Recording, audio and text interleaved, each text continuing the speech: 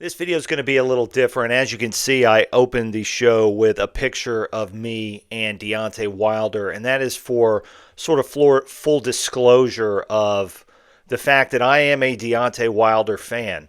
That picture was taken at the Beau Rivage in Biloxi, Mississippi. Obviously, I'm Luke from Biloxi.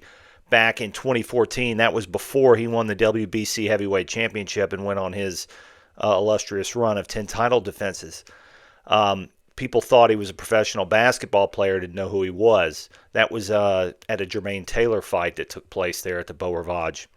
I think Deontay Wilder is good for boxing, particularly in the United States, and we need an American heavyweight to stake his claim in the division's top 10, if not be the heavyweight champion. And Deontay Wilder is the closest that we've had in recent memory. Before that, really, you have to almost go all the way back to Evander Holyfield to find a guy who was the heavyweight champion. Yes, we had Chris Bird. Yes, we had Layman Brewster. Yes, we had Shannon Briggs. But those guys were belt holders. They were not world champ, or they were not, undisputed or unified or lineal, right?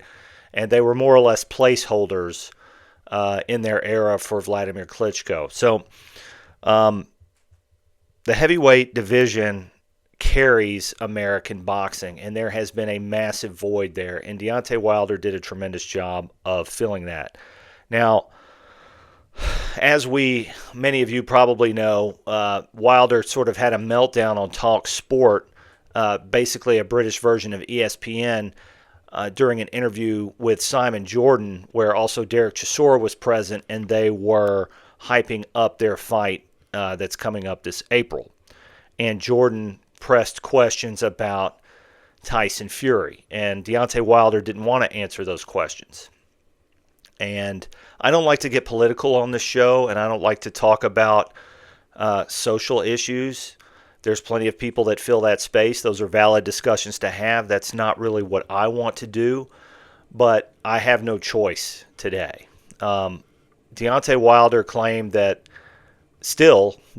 Tyson Fury cheated in his second fight and maybe even the third fight, and didn't even want to engage on the subject of Tyson Fury, which is kind of laughable, because if you're a boxing journalist of any sort of level and you're interviewing two guys and both of those guys have fought Tyson Fury 3 times, which Derek Chisora and Deontay Wilder have done, well, you're going to bring up the common opponent that each of them has fought 3 times. That is a relevant question. So I don't fault Simon Jordan for doing that. My concern is that Wilder has surrounded himself with sycophants and yes men who are essentially validating any whim that he has. And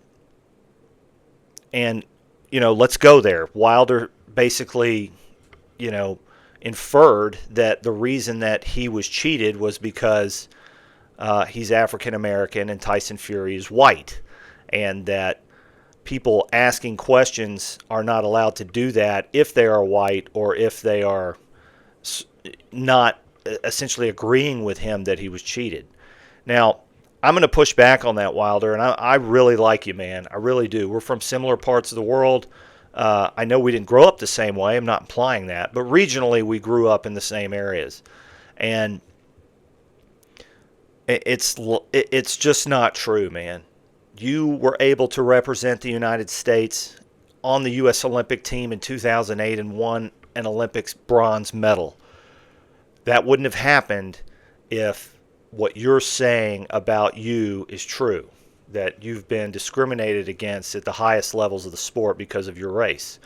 You were able to defend the WBC heavyweight championship of the world 10 times, often against very limited and questionable opposition. You were given easy fights. You were protected from a lot of people. You didn't want to fight Vladimir, which you could have, and you or your management team turned it down. Either way, you made tens of millions of dollars. You fought Tyson Fury 3 times, all in the United States, by the way. Okay, you were not robbed in London. All those fights took place in the United States. And the first fight, while you were valiant and scored 2 knockdowns, one could argue reasonably that you didn't even deserve that draw. You got it. You pulled it out at the end. I have rewatched that fight many times. I've sat there with the clock. It was not a long count. Jack Reese gave the champion his due. He got up, and you couldn't finish him. All right, the fact that you couldn't knock out Tyson Fury in the 12th round is not because of racism. It's because you couldn't do it. In your rematch, February 22nd of 2020, you were brutally knocked out, and you made many excuses. Spiked water, the suit was too heavy, the gloves were either loaded or they were unpacked of the padding. All crap. All crap. And the issue that I have with it is boxing is always about the money. And when it's not about the money, it's about the money. And Showtime, Premier Boxing Champions, you received top billing of advertising at the Super Bowl that year. Wanted nothing more than to have an American heavyweight champion of the world. And had there been shenanigans in that fight, those would have come out. They would have taken that title from Fury and they would have given it to you just out of the fact that it was more financially viable in the United States. You were much more marketable than Tyson Fury is in the United States. The American promotional boxing establishment has pined for an American heavyweight champion for 20 years, if not longer. And you were that guy. You were poised to be that guy. So trust me, if Tyson Fury had been engaged in some shenanigans that night and done something illegal, it would have come out. Further, if he really did cheat, why'd you fight him again? Why'd you go fight the cheater again? Let's not forget in the second fight, which is the first fight you claiming cheating, your own people were in the locker room watching his hands get wrapped.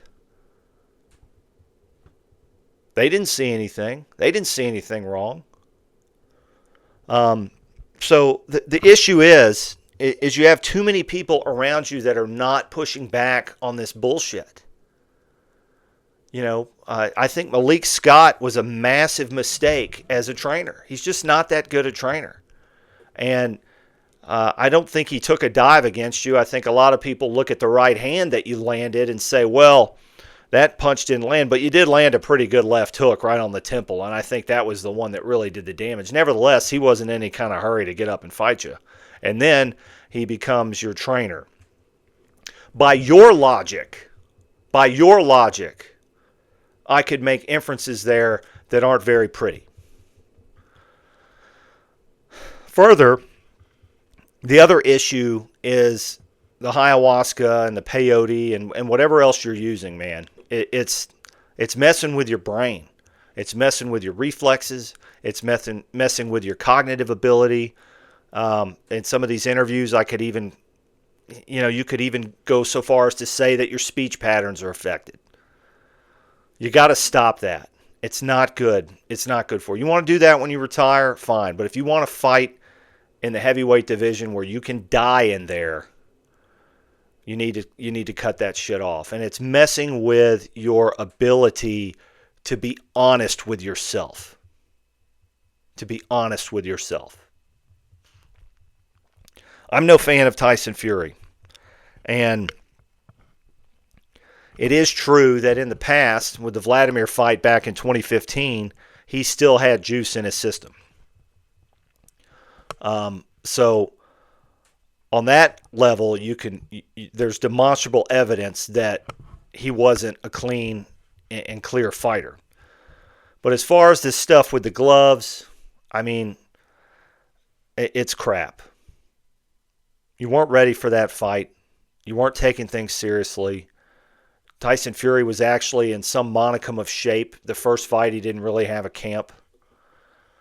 And he schooled you. And it's a hard pill to swallow for anybody to get beat like that. Of course, you're going to look for excuses. But Tyson Fury didn't cheat.